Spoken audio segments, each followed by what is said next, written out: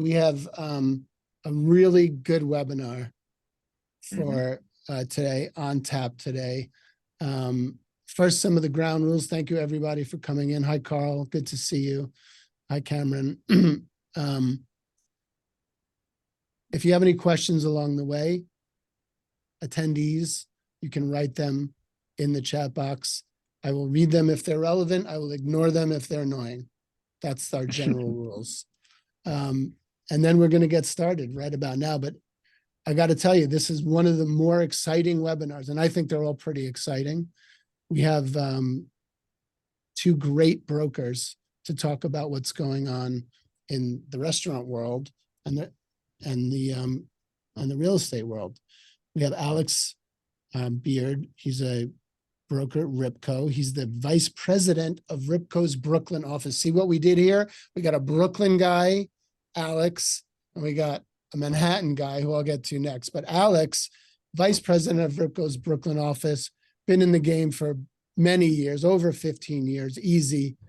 Yes, he sir. works with Oddfellows.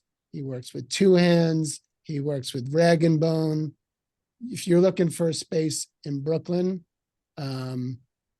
he's your guy. Thank you, Alex. Good to have you. Good Michael Azarian. He's our Manhattan guy. Senior director of retail with Cushman Wakefield, you know, that behemoth. And Michael's right in the middle of so many restaurant deals. And these guys are here because we work with them a lot and we like them. And that's why we invited them. They know how to talk the talk. Michael works with Intercontinental Hotels, Serafina, DoorDash, on and on and on with restaurant clients. Welcome, guys. Thank you for coming. Thank you. Thanks for having us. Jeff Brosey. Hi, Jeff. How are you? Glad to see all my favorite clients here. All right, let's put up the PowerPoint.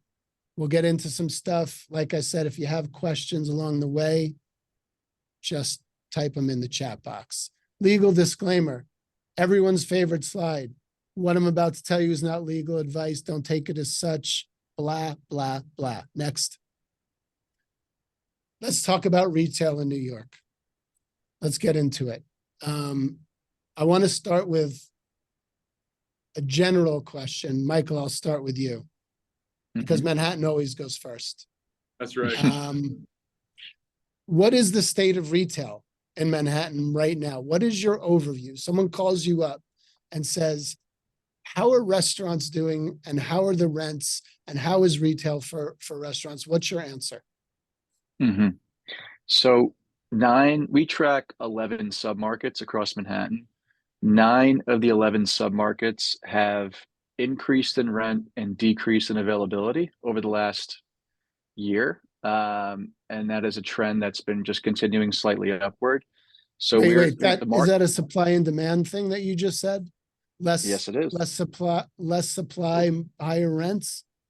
Yes, but coming from a place where, you know, they're off peak of 2015 and COVID was just a Band-Aid being ripped off the skin, or more like a piece of duct tape being used as a Band-Aid being ripped off the skin. And so everything just reset in 2020. And we've been trending upward since, you know, Q4 2020, Q1 2021. The fundamentals of retail in general have been just increasingly strong. Yes, there are other macro factors that we watch that could change that. But, you know, restaurant activity, everybody has been out there. Either they want to expand on their concepts, they've raised new equity, and there's been a lot of growth in the sector, everywhere from, you know, the small coffee shop operator to fine dining concepts that we recommend, that we work with, that are coming from out of market or local and expanding. So long story short, overall healthy in Manhattan, overall very healthy. Wow, that's interesting. We're seeing a lot of lease deal flow here. Alex, when somebody asks you what's the state of restaurants and retail in Brooklyn, what's your answer? We're busy. You know, I think that restaurant, to kind of start, you know, and restaurateurs know this and brokers know this, the hardest thing to find right now is second gen restaurant space. And when you do find them and they come up, they go very, very quickly. Mhm. So there is more demand than And when there you, is. Alex, when you say second gen, you mean key money deals? No, I hate key money deals, but I mean, I'll do them, but no, I mean just former restaurant spaces that Okay. are vented. They could really, if it's got a hood and it, it's got an Ansel system and it's functional and it's got an HVAC. That's second gen. Key money can be a little frustrating because one man's junk is another man's treasure, however that saying goes. A lot of these spaces, it's hard to spin them around and create kind of a successful concept on somebody else's build a lot of the time. So I think that key money, you're buying a lease a lot of the time, but you're buying a vent and potentially some kitchen equipment. But yeah, so when I say second gen, I mean a former restaurant, and that's got the infrastructure to open another restaurant without spending $40,000 just venting the space and another $40,000 on the HVAC. Yeah. So getting back to my question, how are you seeing Brooklyn right now? Brooklyn is, I mean, like I said, it's very busy. There are a lot of tenants looking. If you go out in Brooklyn, obviously it's been this trend, for the 16 years that I've been working in this business. People have been flocking to Brooklyn. Restaurateurs have been flocking to Brooklyn. It's still a very cool scene. It's still a very innovative scene. And we get a lot of good openings every day, like April Bloomfield and Gabe Stolman just opened up Green. So, You guys might have, so you're seeing a lot of, even more Manhattan operators coming into Brooklyn. People want to be where the kids are, let me ask this question to you, Michael. And then we're going to talk about some of these neighborhoods. When a restaurateur comes to you and says, I'm thinking about Brooklyn and Manhattan, how do you explain the difference? How do you help them decide what's best for them? Because a lot of our clients do both, or they're not sure if they're a first timer, which is better. So how do you take them? What's your analysis of that? It's a great question. I think it depends also when so I'll back up for a second. Do they have an existing business? Is it a new concept? Is it a growth of an existing concept? Do they have something in a comparable neighborhood of Brooklyn somewhere else? So there's a lot of questions that we ask to kind of collect the information from them to help them make that decision. Are they nighttime focused? Is there a bar component? Do they want to do more lunch covers? Those are the kind of questions that we would put on the table to help figure out, is it Manhattan? Is it Brooklyn? Should we explore both? Because a lot of times we'll explore both. But it depends, when you say Brooklyn, if someone's looking at Manhattan, they're probably only looking at a finite area of Brooklyn, like Williamsburg, maybe Dumbo, maybe Greenpoint, maybe downtown Brooklyn, but that's really it if they're looking at both, in my experience, and Alex, you can chime in on this, but if it's Manhattan and Brooklyn, those are kind of like the Brooklyn areas they're looking. So it's very kind of tight to Manhattan still, where you still have a Manhattan customer. So Alex, we ask a lot of questions. Yeah, go ahead. Sorry, questions are good. Alex, let's talk about some of these Brooklyn neighborhoods. I see Bay Ridge on the list. I mean, I've been hearing Bay Ridge is going to pop for the last 15 years. Are people actually moving their restaurants and opening restaurants in Bay Ridge right now? I mean, I kind of work, North Brooklyn, north of that hipster line of demarcation of Eastern Parkway, or a little further south than that. But, Bay Ridge has got a lot of great restaurants, and it always has. There's a lot of great restaurants on 3rd Avenue, a lot on 4th Avenue. When you go and when you look at, like, say, Eater, guide to trending in Brooklyn right now, Bay Ridge is always on that list. It's further south. It's not a close subway ride to Manhattan. But what do you get in Bay Ridge that you don't get other places? Is it cheaper? Are the rents cheaper? Can you get a bigger space? Can you fill it? with Not people? cheaper. And you know what? To be quite honest, when I'm looking at space in Bay Ridge, there's not a ton of it. There's like, I think operators in Bay Ridge do well, and they do well enough that they stay in business for a long time. There's not like a lot of turnover in Bay Ridge like there are in other neighborhoods in Brooklyn. There's a lot of turnover in Williamsburg. There's a significant amount of turnover in Cobble Hill, but less so, and less so in Bay Ridge. So you've got an affluent population that lives down there, and people kind of want to eat and go out in the neighborhoods they live in. So You think is it a sleeper? Is it a sleeper neighborhood that you might be able to find a nice, I don't know, 2,500, 3,000 square foot space and blow something out? Yeah, there's always one or two things on the market, but it's not like there's just a dearth of opportunities, especially not second gen opportunities. It's a lot of local landlords down there.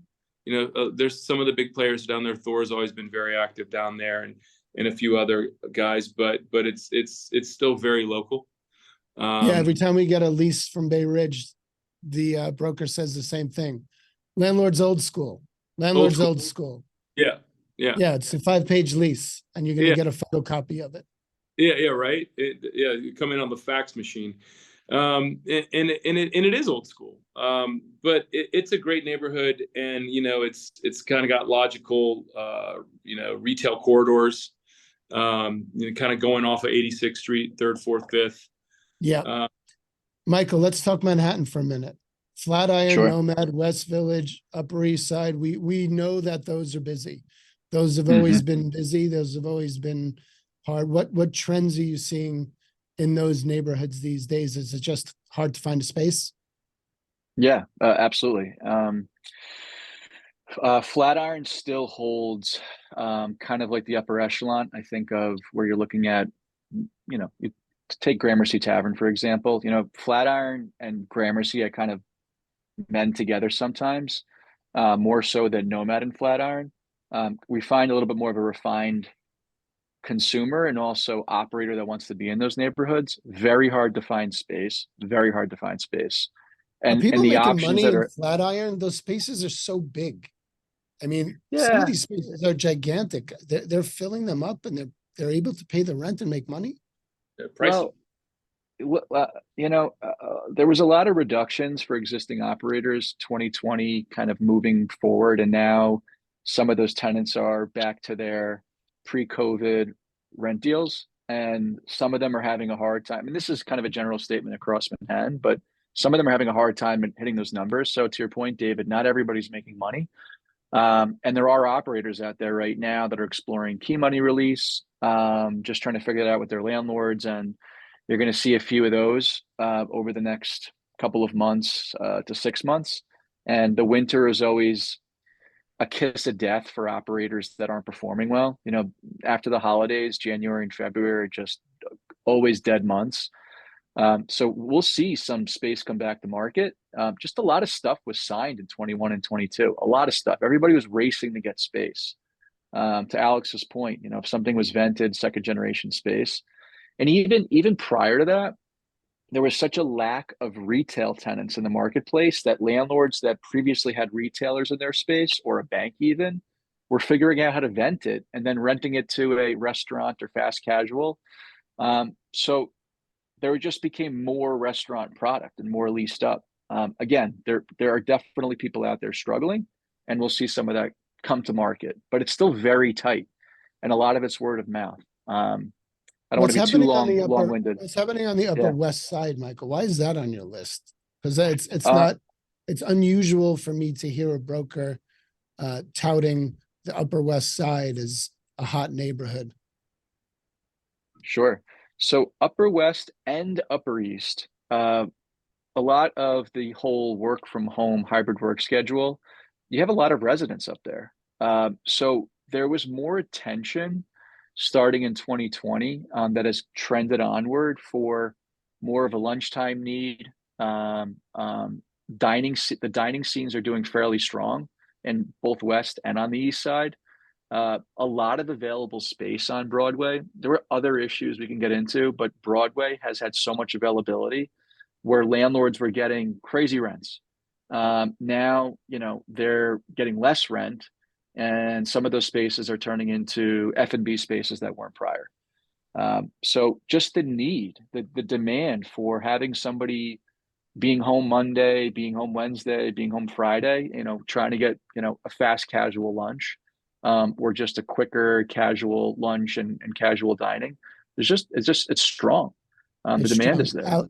Yeah. Alex, what's your favorite Brooklyn neighborhood? What do you think if you could choose and you wanted to open up, let's call it a 75 seater, because you got to open up a decent sized space these days to actually make any money. Yeah. What's your favorite spot in Brooklyn? What's under the radar? But it's interesting. I don't know if it's under the radar, but before I answer, I'm gonna pivot back to the Upper West Side because dare I cross the bridge, because kind of goes to what you guys were just talking about, and that is the fact that a neighborhood like the Upper West Side, and a neighborhood like where I think a lot of people should be looking at Brooklyn or Manhattan restaurant guys, there was just historically there's been a lack of really good, interesting restaurants, and and I think that's why a lot of people are looking at the Upper West Side, especially a lot of people. Like I've had restaurateurs from the Lower East Side ask me about it, from other southern Manhattan neighborhoods, like space, and outside of restaurants, even, other, dry uses. But I really like right now, like kind of that eastern part of Clinton Hill, Bedford, Nostrand, going into Bed-Stuy. And you're seeing there just a ton of kids moving into Bed-Stuy. I lived in Williamsburg. I live in Bed-Stuy now, so I'm toting my own neighborhood a little bit here. But it reminds me a lot of Williamsburg in the early 2000s, just with better architecture. And I just think there's a huge opportunity because anybody who goes into Bed-Stuy today that is good, is a good operator and is serving a good product, just they're packed every night. And we're doing a lot of deals there, Alex, and I see rents come across my desk like I haven't seen in 10 years. 3,500, 4,500. And you can't believe that it's New York City. Yeah, you can. There's cheap deals out there. There's not a ton of space, to be honest. If a operator is willing to go in and put in a little capex and spend a little money, even rent the space, and then deal with the community board, there's a ton of opportunity in Bed-Stuy, and it's only because there's a handful of good operators out there right now. But the operators out there that are good are really good, and you can talk to them, and they're busy today, and they were busy if they've been there for 15 years. They were busy 15 years ago, and they're still doing very well. So that's a very good tip, Michael. You got a tip for anybody, for us? Can you tell us what secret neighborhood we should be looking at right now that's affordable and where people are making money? Well, fully loaded question. I think when it comes down to making money, it depends on how good you are at your craft. I think neighborhood wise, I think you could do well anywhere if you're priced appropriately and your concept fits the neighborhood well. That might be a very generic statement, but I truly believe that because I've seen success and failures everywhere across Manhattan. I will say that we saw a lot of neglect in the Lower East Side and East Village area, and we've been seeing a lot more volume there over the last 12 to 18 months, a lot more. The Nomad District is just on fire. Opening of the Virgin Hotel. Now you've got the private club Ned, the Ned at the Nomad Hotel. The dining scene, if you haven't taken a walk on a nice day, you should, from Broadway, from where Italy, by the way, is expanding in 205th. They're taking more space in the retail. They've been gobbling up their adjacent retailers and taking more space in that building. And then if you go from 25th, 26th up to even up through K-Town to 32nd Street. K-Town's always packed. That stretch of Broadway has been phenomenal. The restaurants are doing excellent numbers. The outdoor dining scene's fantastic. Uh, Swingers, the golf concept out of London, the lower level of the Virgin, is 20,000 feet. This is, take it for, what it is, but we heard they're doing 28 million or trending on 28 million in sales out of that space. It's a putting concept where it's not like 5-iron golf where it's a golf simulator. It's putting, drinking and putting. So, anybody can go. And they got electric shuffle, I believe, out of the UK I think they're out of the UK on the second floor. That's going to be 11,000 feet. They're under construction now. It's just so much going on there. And sorry, David, I do believe that if you're entering the market, less is more. And I say that you might come in here, you might be used to a concept in a different city where you're in 5,000-6,000 feet and you're looking for the same thing here. Maybe start with half of that. Proof of concept, right? And then you do really well, you do it again bigger somewhere else in a different neighborhood in New York. But that's kind of how we look at it. That's my tip. Proof of concept in town. I don't know if that's a tip or just a statement of experience. We'll consider it a tip. Thank you, Mike. Yeah. Here's a question, Alex. I'll pose it to you. Does the kiss of death period of January, February, which we just talked about, also make for a good time to do a deal on a space and potentially do build out? Yeah, I mean, I think it's always good to not be in the kind of when everybody's the busiest lane. You kind of go out and look around when restaurateurs are struggling. Maybe if there's a key money deal that's been on the market for a while, by January, February, those guys will be a little more negotiable on the key money. Brokers, like Michael was saying, we have less on our plate. Maybe we can give you a little more attention and find that needle in the haystack that you're looking for. Not that we don't give you our full attention all the time. Yeah, I mean, I think, be brave when others are fearful, to quote the great Warren Buffett. I'll add something, David, if I can. You can add, Alex. Let's move on to the next slide. Go ahead, Michael. I just wanted to say, thinking about neighborhoods and tips, I triggered something in my own mind saying Italy. So not everybody's paid attention to this, but Italy is taking space at 200 Lafayette. And people who pay attention to the trades and know this is happening, we've actually had in fine dining, we've had a number of operators that want to look in that area, like look around the Soho, NoHo, Nolita neighborhood. That's nothing new, but operators that were not there before who are established in the city are kind of paying attention to it now. So I think if there's a tip I could offer you, that's what some of the best is thinking. That's a good one. Let's talk about some deal term trends that we're seeing. I had a conversation with the broker the other day because I wanted to renegotiate some rent on a lease for one of our clients. And he's like, the landlord wants to just talk about percentage rent deals. And I said, since when?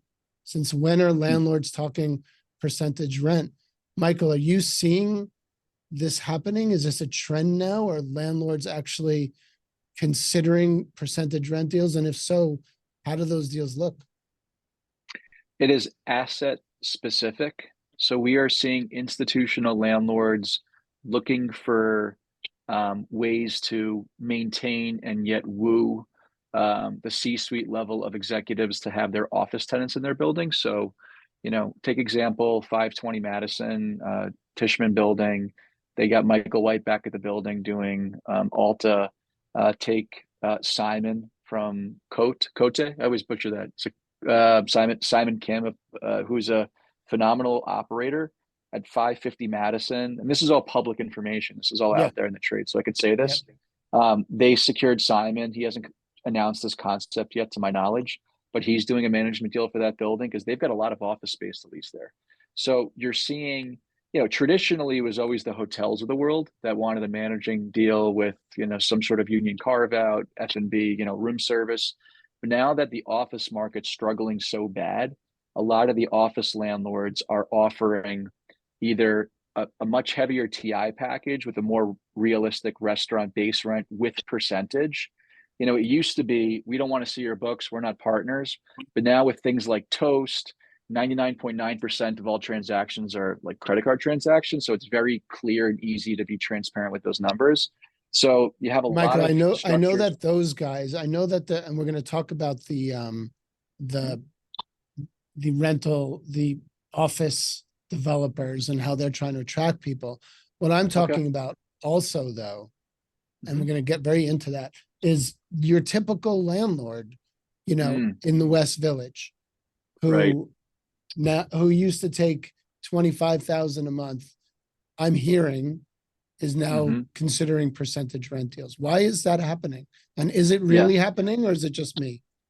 No, it's happening. It's happening because the rents have come down everywhere. Even though we're talking earlier on about the health of the market, it's healthy. There's volume because landlords have reduced their expectations.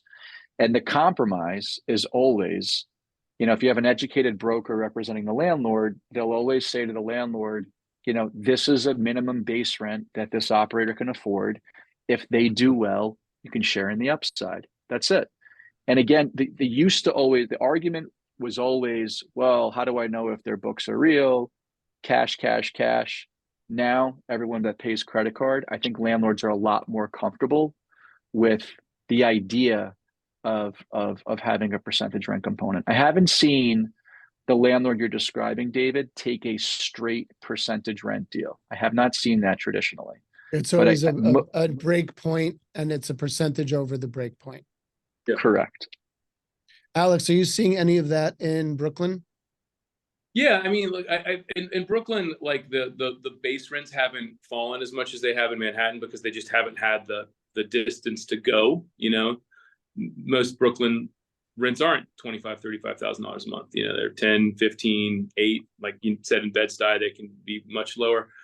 You know, I think when you're talking about Williamsburg, you know, Cobble Hill, Carroll Gardens, those more established neighborhoods where bigger rents are, landlords are looking at it. And I think it's because, you know, I'm not going to pat myself on the back, but, you know, again, as you said, educated brokers understand what numbers restaurateurs need to do in order to pay the kind of rents that these landlords want. And at the end of the day, a lot of the times, it's the size of the space, or, you know, you're like, you know, in order to come in and pay that base rent, they have to do $3 million a year or $5 million, whatever the number is, you know, vis-a-vis the rent and the size of the space.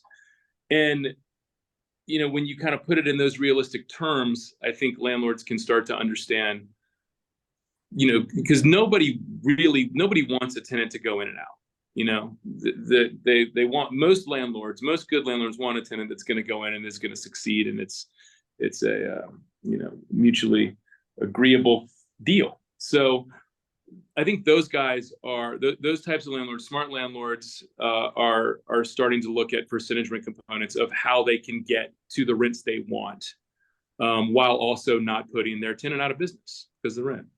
You know, we used to in the industry use the number 8 to 10% is where your rent should be as compared to your gross revenue. Yep. I think that's high these days, considering all the Agreed. other costs. Michael, where are you pegging it for a client? Where do you think that they should be?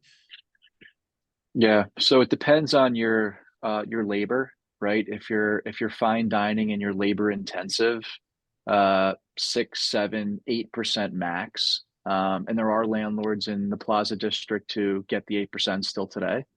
Fast casual, where you're less labor intensive, that's the model. You're more high volume turnover. We still see operators being comfortable close to that 10% mark, or a little bit more in some cases. But I think 10 is right. It's just everything's just so expensive in every way for everybody. Alex, in Brooklyn, how are landlords incentivizing tenants these days? It's a different deal than Manhattan. There's oftentimes TI is not on the table. Sometimes it is. What are they doing to attract tenants? What kind of deals can we make with Brooklyn landlords? Well, I mean, again, it's all landlord dependent. It depends on who you're talking to, who's on the other side of the table. But a lot of landlords who own multiple properties in an area do want to curate kind of the retail there. It all depends on what's upstairs, if there's office, if there's resi, if it's a new development, if it's not, and what their base is. So there's 8 million factors that kind of can go into it. We're seeing a lot of free rent to incentivize if a landlord doesn't want to write a check. So Can we stop there for a second? When you say you're seeing a lot of free rent, how does a landlord decide how much free rent he's going to give? Is it based on the spend of the tenant? Is it based on how long it's going to take the tenant to do their build out and get open? How do they decide how much we're going to get? It's a combination of factors. Liquor license is taking 8, right? I think that's what everybody's kind of seeing, and that's 8 months. Yeah, and that's the understanding. You're talking to the pro. Yeah, that's right. 8 months, right? So if you're fully liquor dependent, if you're a bar, you need 8 months free because you're not opening up a bar BYOB. Most good restaurant guys don't want to open up without liquor because you don't want to say, oh, my liquor license is coming, and you can't have BYOB when your liquor license is coming. So that kind of that 8 months is a real number that a lot of landlords understand. And then some, in terms of, instead of TI, you're going to give an additional, couple, 3-4 months, to get from 8 to 12 months. So you are seeing as much as a year of free rent in some deals. I don't see it going longer than that though. Like if you're getting 12 months, you did fantastic on the tenant I would side. say so. Michael, what are you seeing in Manhattan? Yeah, great. If I may, a combination of everything Alex was discussing. Sometimes it's a game of net effective rent, right? Depending on the landlord, if they have to set a certain yield, if they recently bought the building, they're giving more free rent or a discounted rent year 1 or year 2, to kind of offset what could be a required capital intensive build out for a tenant. Instead of giving you a check for $200,000, I'm going to give that to you amortized over the first 24 months. So free rent, right? But also there's the issue of the wheel of government, right? We're talking about liquor licensing. There's also fire suppression sign-offs. There's also the DOB.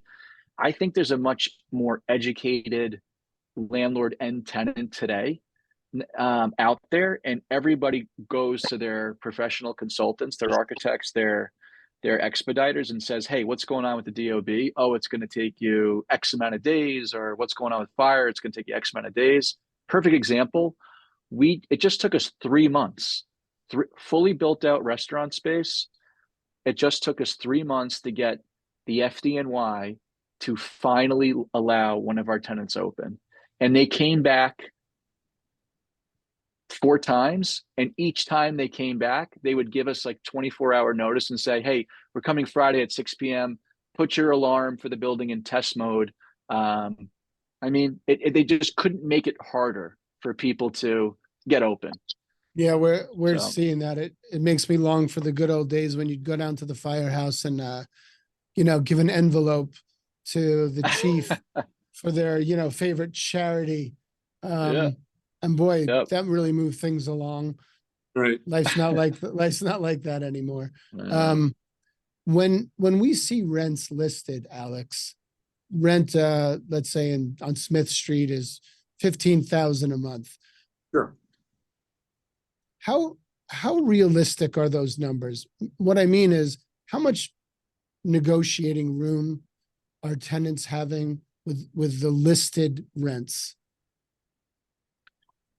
Again, it depends on the landlord, but it's been pretty consistent. I feel like there was more flexibility during COVID, obviously, and I think a lot of restaurateurs took advantage of that or tried to take advantage of it. I think you're kind of looking at 15%, 20, just to throw out a number there, 20%. Sometimes when the ask is well over the market or over the market, maybe there's a little more flexibility. Some landlords are kind of pricing their stuff right, and there's even less room than that. but I think you see kind of a, 10 to 20% kind of discount from asking rents a lot of the time. Michael, you seeing the same? It varies. It really varies in the landlord and the situation. I just got off a call with the landlord that said, decent rent, just find me a good tenant. The market might be X. I'm willing to take Y. Just find me a good operator. I want it. Well, here let's for 10 talk to about 15 that for a years. second. When you say, when a landlord Yeah. says, find me a good tenant, we have some Yeah. tenants who have 20 restaurants and they're doing 100 million in business. We have some Mhm. tenants who are first timers. How big of a Mhm. difference is it to a landlord to get an established tenant? And how does that translate to a better deal? Yes, we certainly see landlords give a better deal for the concept of security, right? Security of having a good operator in place. There's a number of factors when, you can have an operator that has 20 locations, but they're notoriously terrible, right? And hard to deal with, and they're demanding, and those deals don't happen. I've been in many rooms, and so have you, David, and so have you, Alex, where you've got a great operator and the landlord just says, I don't want this group, right? And you could have a startup who does great, but when you have a new concept, you're looking at more security, you're looking at resumes, you're looking at where's the funding, where's the money.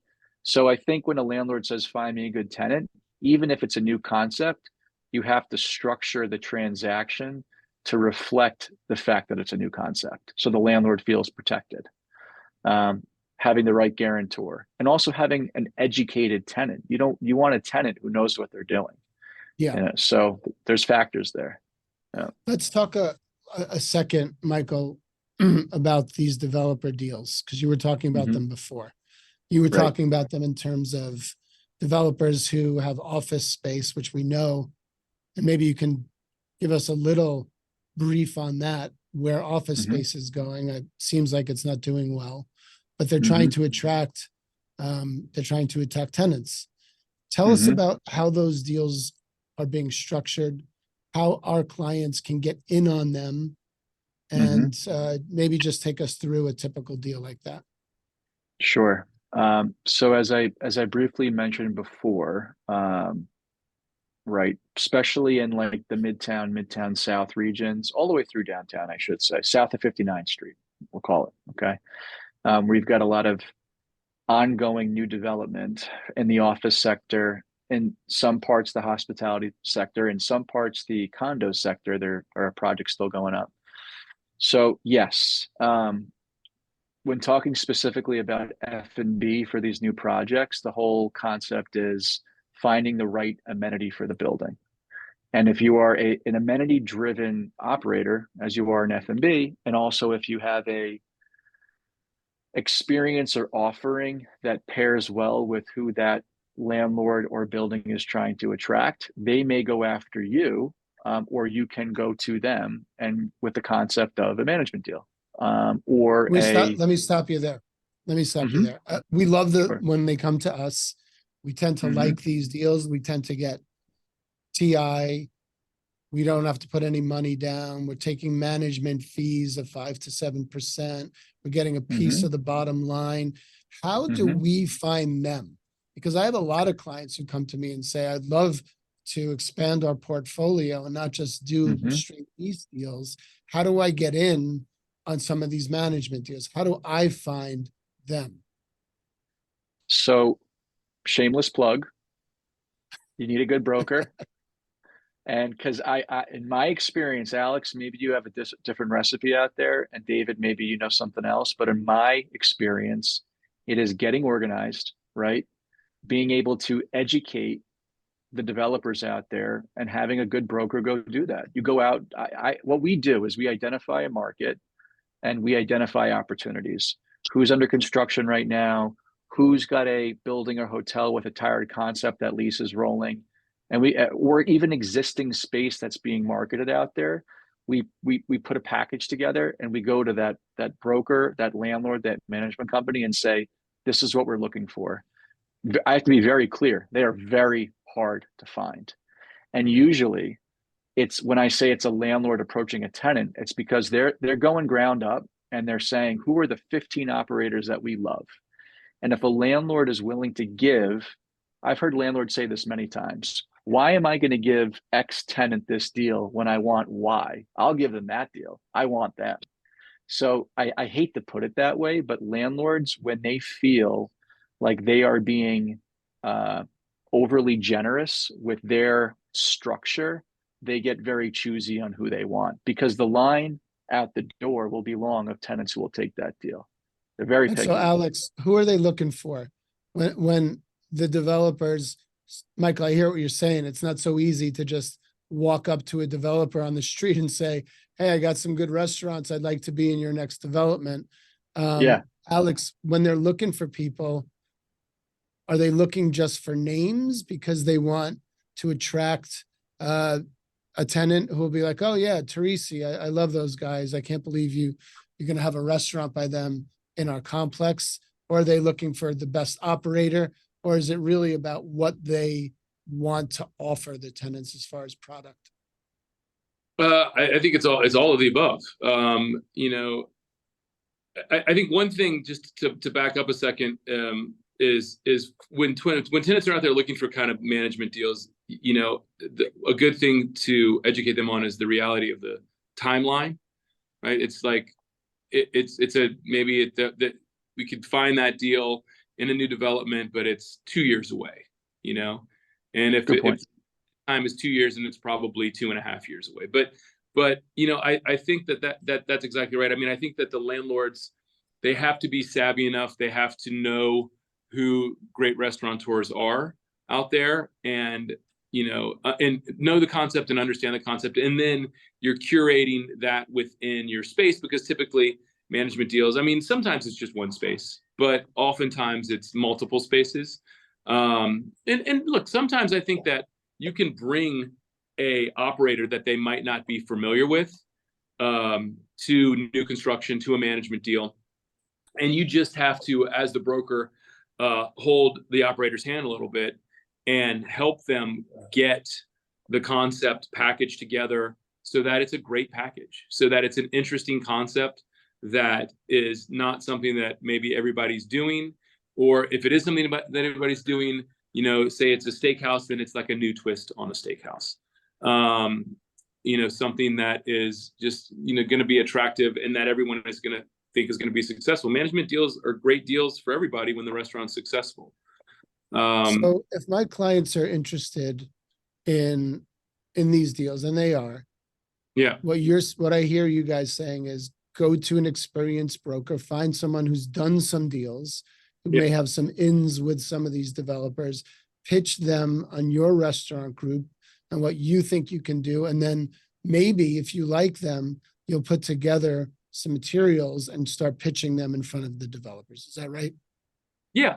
I mean, we can, I'm not putting together the materials. Sorry about that. My phone, the materials for them, but you're definitely holding their hand and saying like this, this pitch book should look like this, or, you can help them. I review it all the time. I help tenants with the text in their books, with images, because we're out there every day. We're seeing a lot of what is working, what is trending. We keep our eyes on, not just because I love food and I love restaurants and I worked in F&B for years before I was in real estate, but because you've got just more eyes, and you can kind of see and help guide tenants along that way.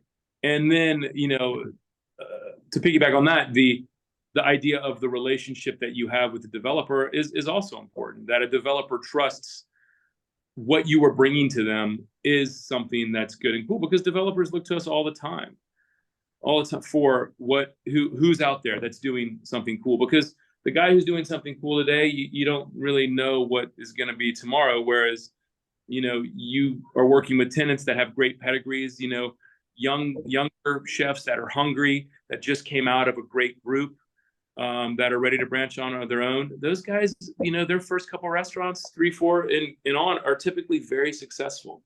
And it brings a lot of energy to the development and a lot of excitement. And so that can be helpful as well.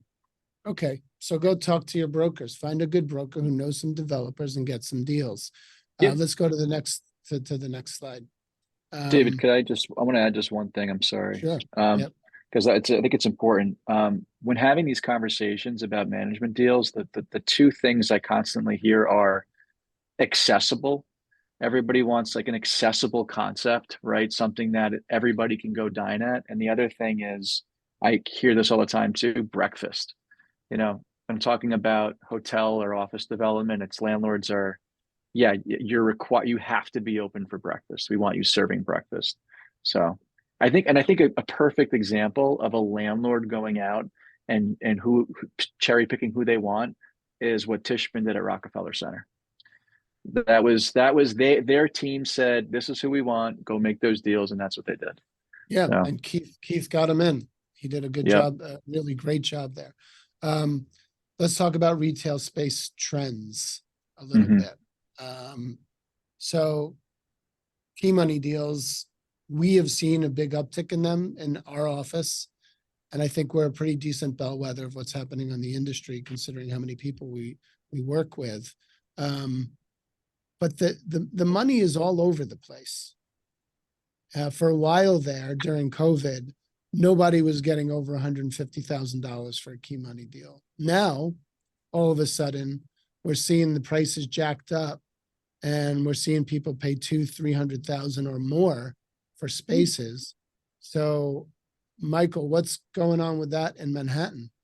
Why are we seeing a lot of deals, and why are they getting more expensive?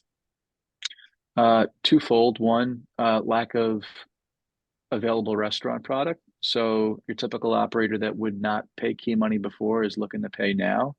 And then the second thing is a lot of the product coming online is new or newer. So it's less than 3 years old, let's say. And the quality of product is worth paying for And why do because you think the that is? Do you think, Alex, are people bailing out earlier now? Because if in 2 years they're not hitting their numbers, they don't want to fart around trying to make it work. Yeah, I think you do see that. Like it's not a bad, it's not a bad business strategy. I mean, you spent the money. If it's not working, there's no reason to kind of keep banging your head against the wall if it doesn't work. I think a lot of restaurateurs understand if you give it a 12, 18 months, it should be working at that So point. Michael, why are you seeing the numbers going up? You're saying because of lack of inventory and because they're newer? Yeah, the infrastructure is worth paying for in many ways. And, you used to always have the conversation, you'd present the key money transaction to somebody. And a lot of times an operator would say, well, I'll just let them close and I'll go direct to the landlord. But now, in some of these cases, there's competition around the key money. There's multiple people looking at it. The tenant's not exactly dead. They're just not doing as well as they want. And they want to cut bait, like Alex said, and move on to another projects. And they're like, hey, look, if somebody's willing to give me X, I'll just get out of this and walk away and move on. I've got a few examples that I'm working on right now where that's the situation, right? It's not a pressured situation. It's just, I don't really like this. I'd like to move on. Can you find me X amount of dollars? Yeah, we see that too. And David, I think it's kind of twofold with key money, for it to be worthwhile. Like in the sense of, is it a new lease or are you assigning it? That's one. And if it's an assignment or sublet, how much time is on that lease? And number two is what is in that space that I can really use for my business. So if it's $300,000 in key money, but the space is vented, you can use the equipment. The equipment's in good shape. Their capex is down $300,000. So it makes sense. Well, let's not also don't sleep on the fact that you can get a temporary liquor license much faster. You don't have to deal with DOB usually in the fire department because all that stuff is signed off on. So there's a lot of security in doing a key money deal, in that if you want to be open in 4 months, you can open in 4 months. Any other deal that you're doing, any other lease, you think it's going to take 6, it's going to take 12. Well, it's a good rent. If it was a good rent, that's what I was going to say. The key money into the rent, and then you're just paying a market rent anyway over the 10-year term. It starts to make sense. You're open faster, and you're paying just market rent. Michael, That's a great point. how long are you seeing key money deals take from the time they're listed? So I know it depends on where. Let's just Mhm. say in Manhattan. Ooh. Let's start with the West Village, which is hot. I Mhm. list a 1,500 square foot space for 250. How Mhm. long is that going to take to make a deal and then to close? It depends on how public you are with the offering. If you're, there's always a lot of sensitivity with an existing operation. Operators don't always want their staff to know. They don't want to signal to the market that they're not doing well for a number of reasons. So if you go the word of mouth route, um, sometimes it could move very quickly. It could be less than 90 days, but sometimes if you're not doing that, people could kind of drag it on a little bit longer than they should, other operators that are coming to the table. If you have the ability to be a little bit more public about the offering, maybe not specific to your location, but offer it in a covertly public way, if that could make sense, it What might do you mean by help. that, Michael? Do you mean with a Well, broker? yeah, well, with a broker, but also, sometimes they'll see a key money offering where the exact location's not listed. Let's just say, right? It's more of a little bit of a roundabout, but you could, because there's sensitivity for the operator, and they don't want people quitting on them or people walking out. Sure.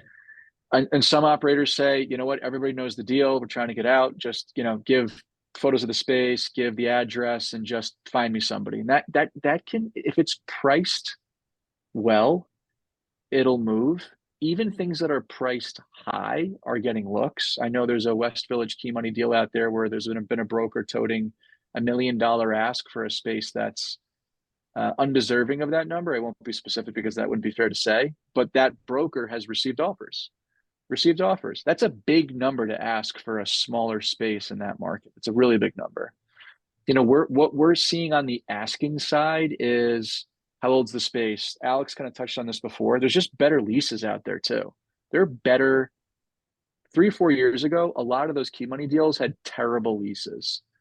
The rents were really high. The guarantees were tough. They're just better deals now that are being offered out there. So it's made the assignment perspective more palatable. That's what I'm seeing, at least. You guys could be seeing something else.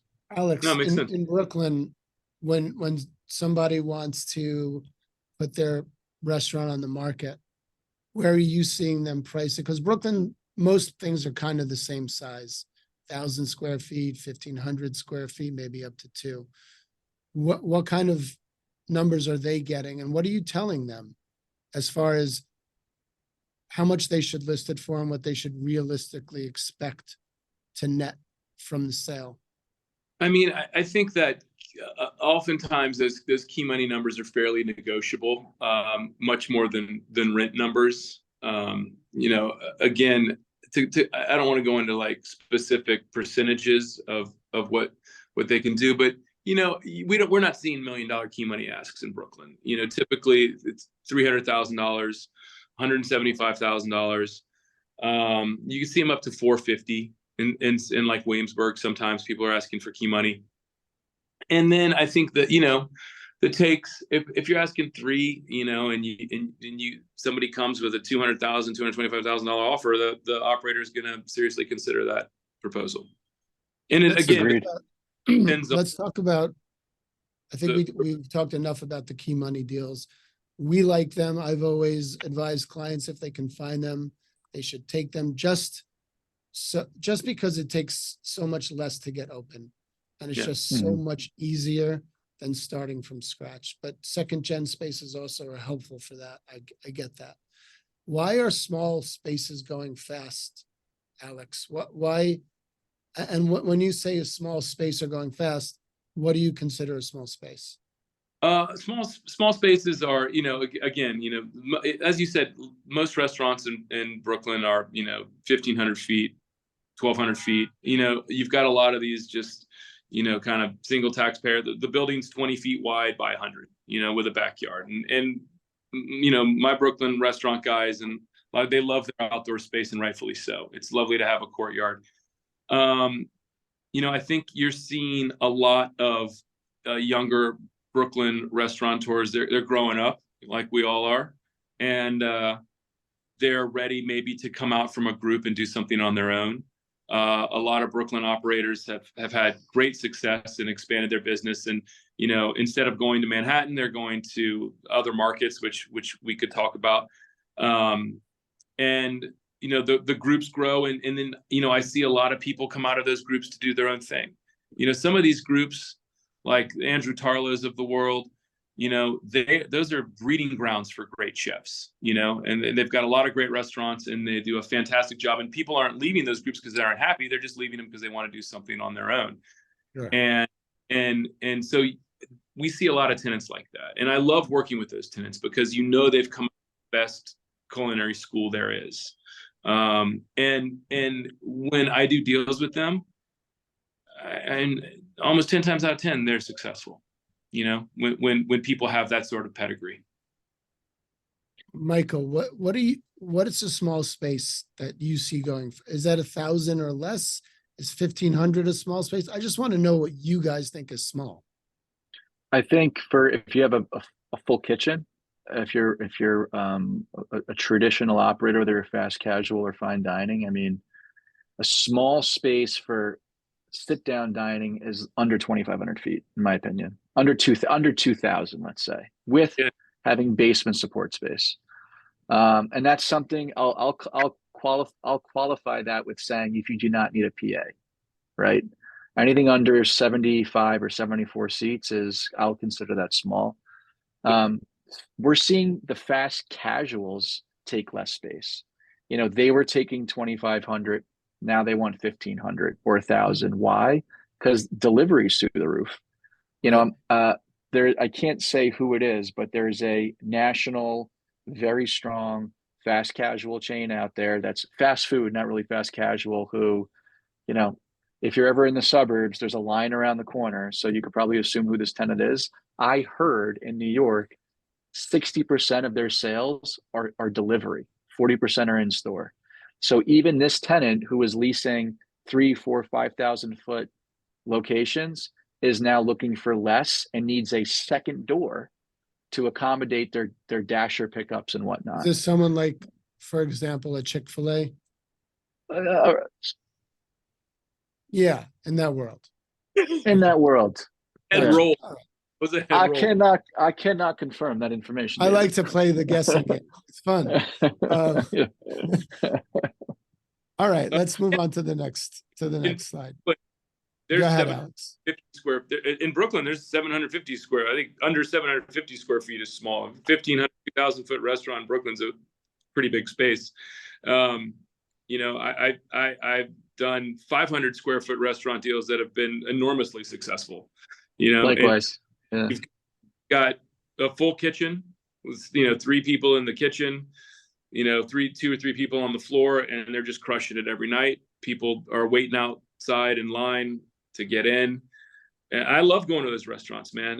No one wants to eat in an empty restaurant. No one wants to walk into a restaurant that's half full. Everybody wants to be at a restaurant, including myself, that is buzzing and it's humming and the food tastes better, the wine's better. It's just a better overall experience. And you're going out and you're spending your hard-earned money. You want to be someplace where there's activity. Everybody looks good. And the last caveat I'll throw into that, and I'm sorry, Alex, I'm sorry if I'm interrupting you, but is I think labor cost also something to do with that too. Yeah. Labor cost is high, cost of goods are high.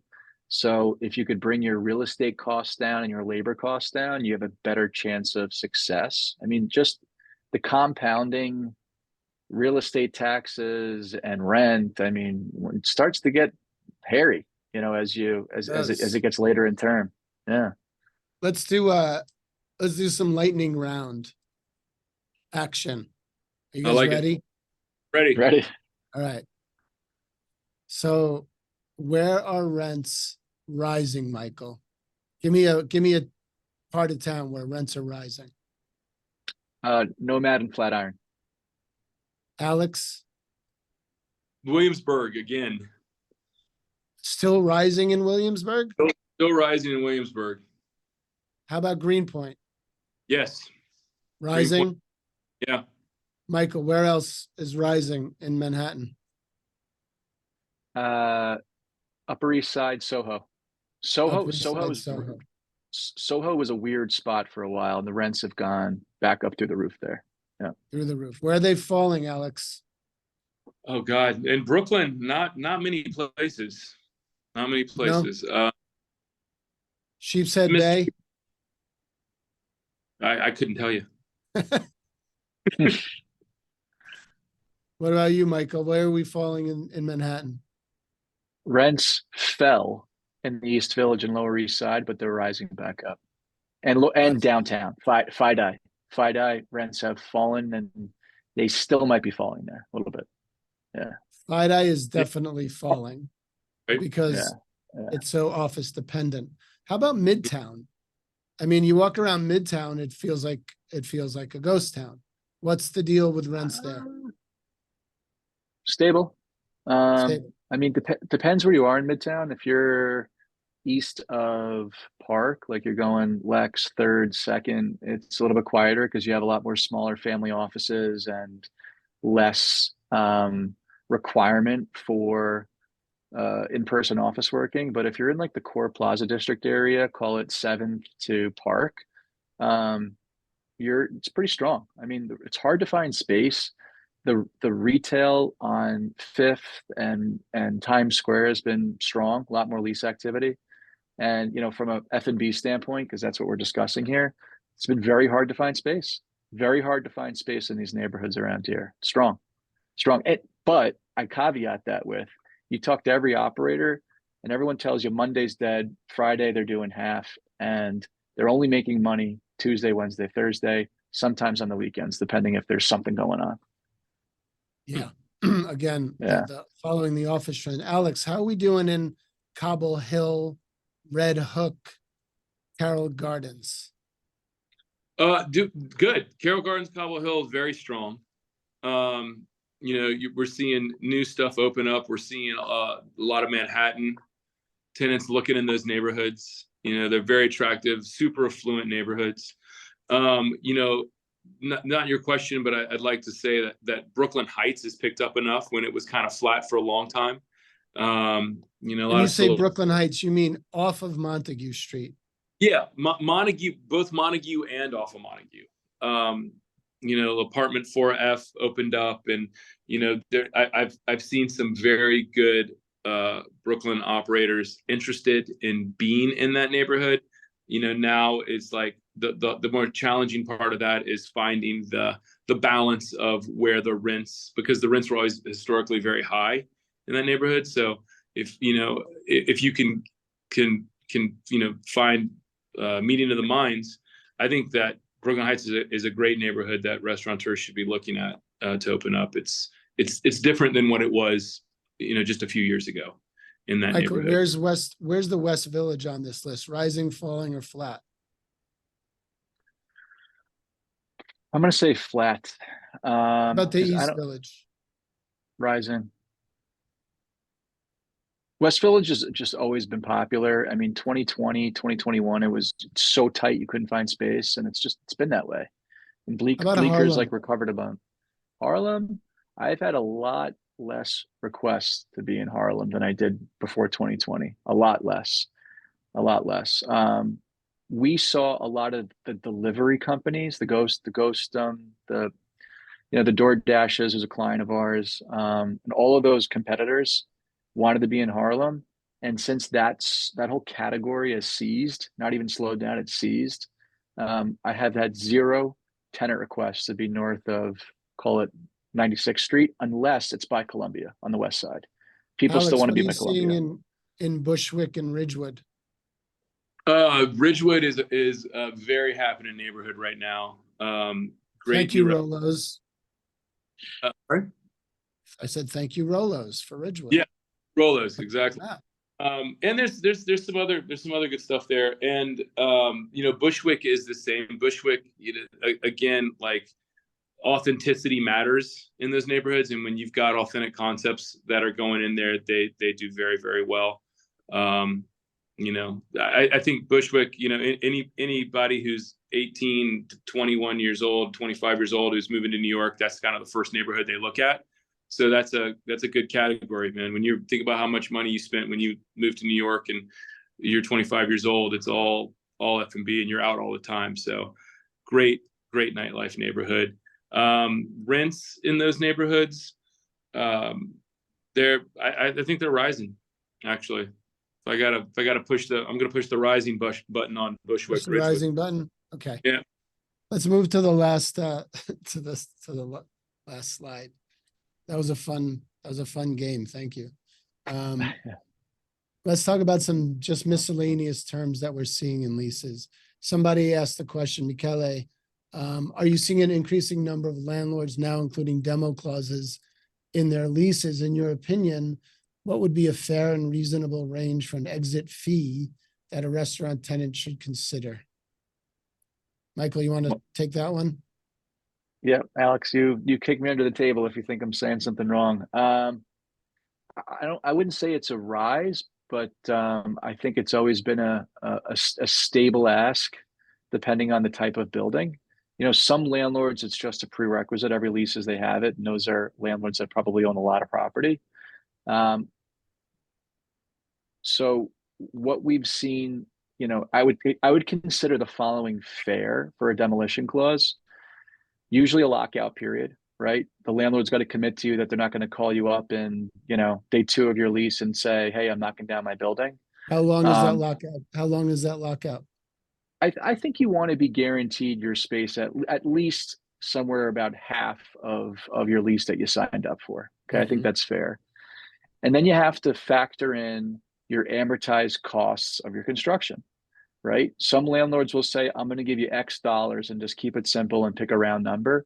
That may or may not work for you, depending on if you're inheriting a second generation space, how much capital outlay you've put up front.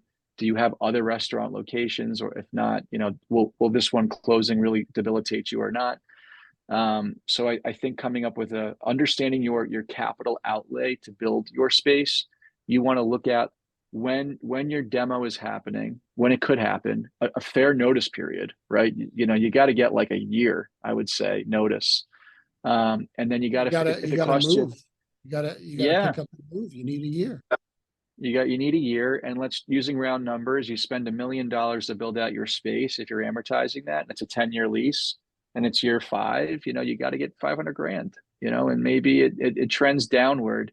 The argument always happens that the value of what's in this space is a lot less towards the end of your lease. So landlords will say, hey, I'll just give you some extra free rent and maybe some cash if it's year 7 or 8, which at that point, you're just using your judgment and you're negotiating. But you got to feel like you're getting time and some cost back where it's not going to kill you if you move. Alex, do you have a different calculation? Because I have a different way of calculating it. Okay. Look, I mean, you know, I've never calculated this way, but I think that you should look at the numbers of what the tenant's doing.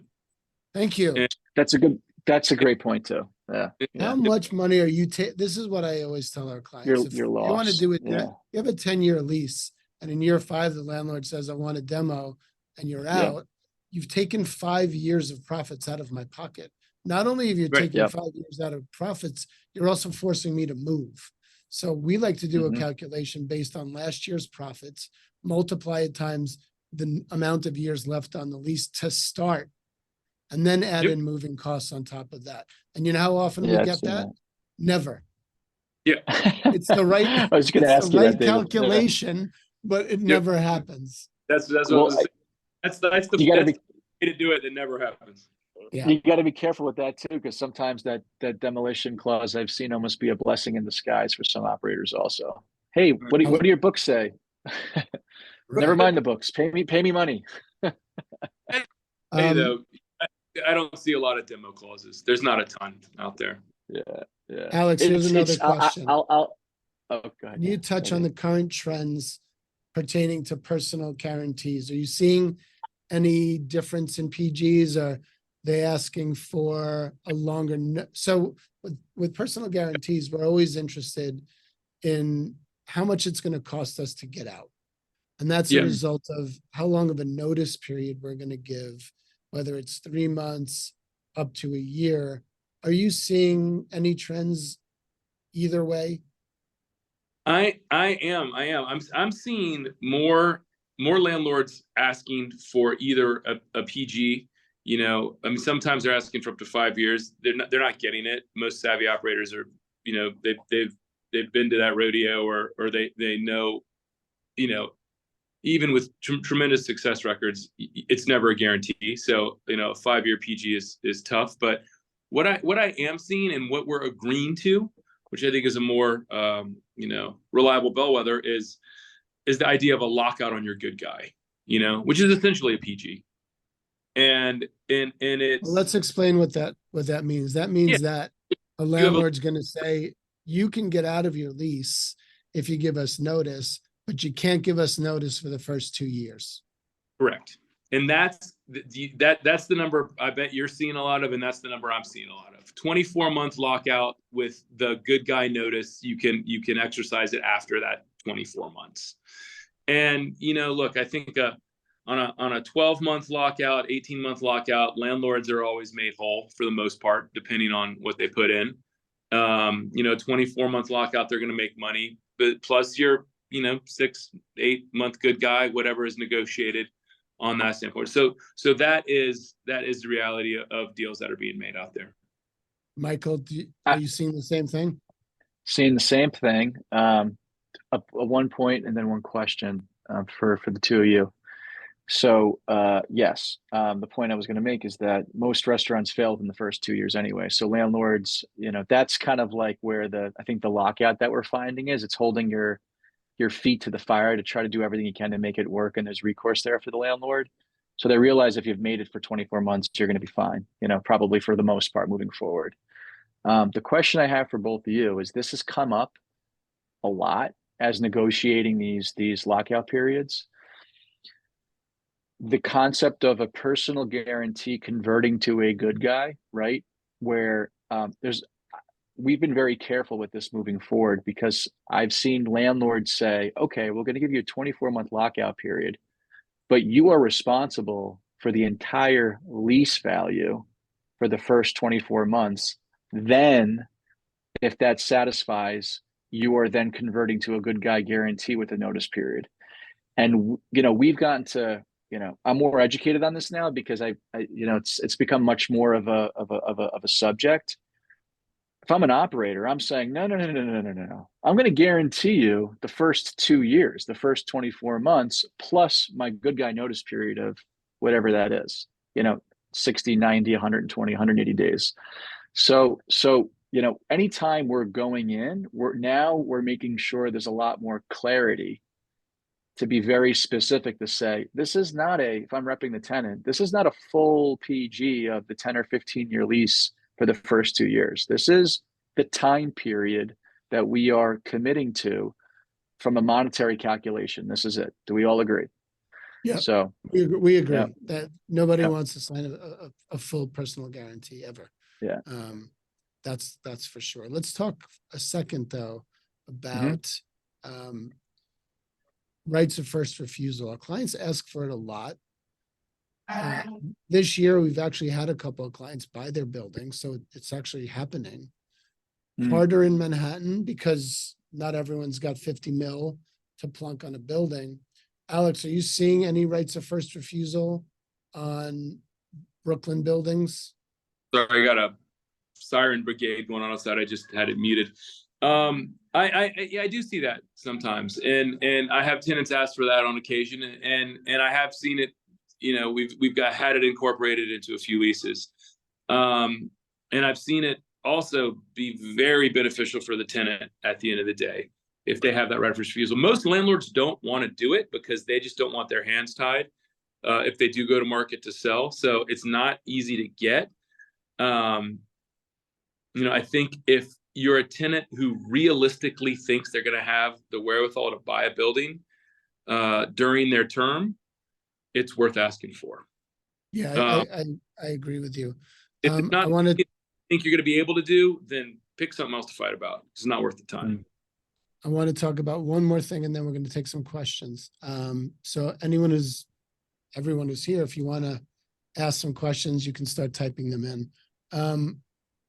Rent escalations.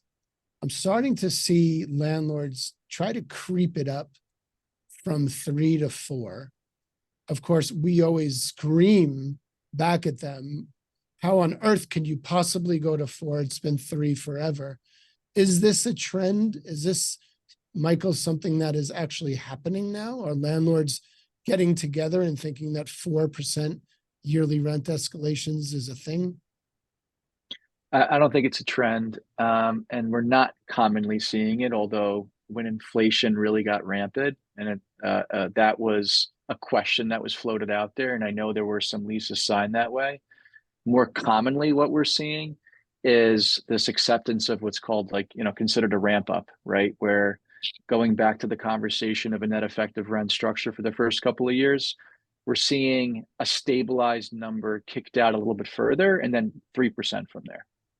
I see. Alex? Yeah, no, So- I agree. I don't see a lot of 4. It's interesting that you guys are, David. 3 is pretty standard. A lot of tenants ask for 2. Sometimes you can get 2.5, but for the most part, it's 3 across the board. And inflation's real. Everything's more expensive, but it's also more expensive for the guys operating the restaurant.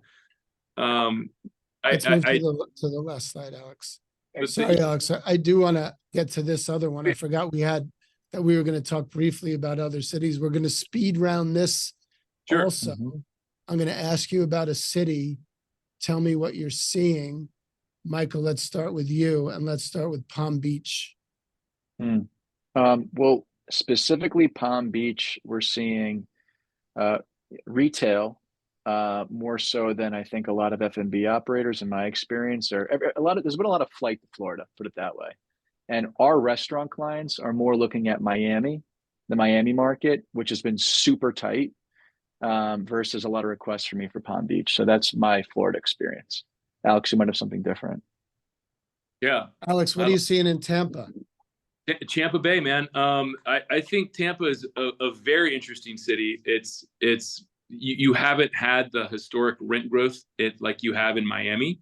So, you can go down to Tampa and still pay $35 rents, $40 rents, and get in a great market, be in a great location in a great market. And what you see down there, it's a little different than Miami, is there's a lot of dollars, and people are very, very hungry for hip, cool concepts. That's why Tampa is a good market. For a good operator, you can just go down there and really crush. And David, I'm sorry. Yeah. West Palm more than Palm Beach. Brookfield has that massive development down there. That's transformative. That's transformative, and it's basically leased up. So a lot of F&B, a huge Italy. Third time I brought it up today, is going in. Love Italy. Yeah. What are you seeing in Texas, Michael? Dallas, Austin. I know Teresi's there. Austin's blowing up. Austin and Dallas, that's where everybody wants to be. We were looking at Houston for a bit, but Dallas, I just had a conversation with one of our partners out there recently, and it's moving so fast and it's so hard to find space that there are operators now looking at speculative sites that are 3-4 years out from being complete, where real brand names are looking at projects like that. Take Avra. I don't know if this is public information, but I'll share it. There was a space that there was a national steakhouse chain that was dragging their feet, 12-month lease negotiation. It kind of died. Avra came in and signed a lease in 2 weeks, took the space. Dallas. Wow. Yeah. That's exciting. Yeah. What are you seeing, Alex? What are you seeing on the West Coast? LA, Vegas? You know what? I'm not super active West Coast. I have been active in Nashville. So can you rephrase the question? Yeah, what are you seeing in Nashville? Nashville's a great city. No, I think that Nashville is like Austin and like Dallas. You've had a lot of people move from the West Coast. So there's where I'll work in the West Coast to those markets, and the market's just been growing like crazy. A lot of new developments, so there's a lot of opportunity down there. And again, your base rents are lower down there. And then plus, you've with these new developments, you've got the developers are looking for interesting concepts. So, they're willing to make deals to help kind of round out and bring real life to their developments. At Atlanta, Georgia as well.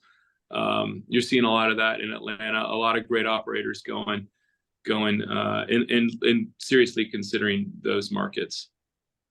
Michael, what are operators telling you are the biggest challenges that they have when they want to open up their third, fourth place in another state? Staffing. Yep, staffing. 100% staffing is the biggest thing always. Agreed. Yeah. Meaning that they can't find the staff to it's just a Can't limited. find the good people or the right people, and it's too hands-on for them. Your hourly workers are hard. They walk in, they walk out the door, no call, no show, and then finding your management team can also be a challenge. And I've heard the same thing with contractors in those markets too. Like you get a space, you're building a job, and nobody shows up for a long time sometimes, depending where you are. Nice. What are they saying about are people moving down there? Or are they trying to do the work from here? Both. It's slowed down. I think it's slowed down a bit. Yeah. And I think the quality of life and then the return to work has all kind of turned into a mixed bag in 2023. Miami's rental market slowed down. I think we're going to find out, David, come holiday season, come January, if the restaurants in New York are as empty as they were last year, we'll know. Let's end with some parting words. Alex, we'll start with you. What are you seeing for 2024 here in Brooklyn and Manhattan as far as just the retail scene? I mean, I honestly, I think that we keep trucking along. I know, people in my industry, we're all very busy, which is a great thing. Number of deals has gone up and continued to go up since COVID. So we had that kind of COVID reset, but since then it's been going. Everybody's nervous because of just the news and the chatter and vacant office space, and you feel like everybody's kind of waiting for another shoe to drop on the economy. And maybe it does, maybe it doesn't, but I feel like New York has always been a very resilient place. I lived through the 2008 thing and saw deals fall off, but very quickly get back on track. We live in a resilient city, that people want to be in. We're way less cyclical than Florida markets or Texas markets in the sense of ups and downs. When the market kind of falls off in New York, it more goes flat than goes dramatically downward. So, I'm hoping for a very strong 2024. How about you, Michael? Parting words? I agree. I'm highly optimistic on 2024, although I'm a very conservative person when it comes to real estate advice. The trends are pointing towards 70 million tourists in New York in 2024, according to the New York Tourism Agency. That would be a record number. We work for a few hotels. David, you mentioned Intercontinental is one of our clients. I mean, their room rates are out of control. They're over their 2019 levels. So tourism is strong at the moment in New York.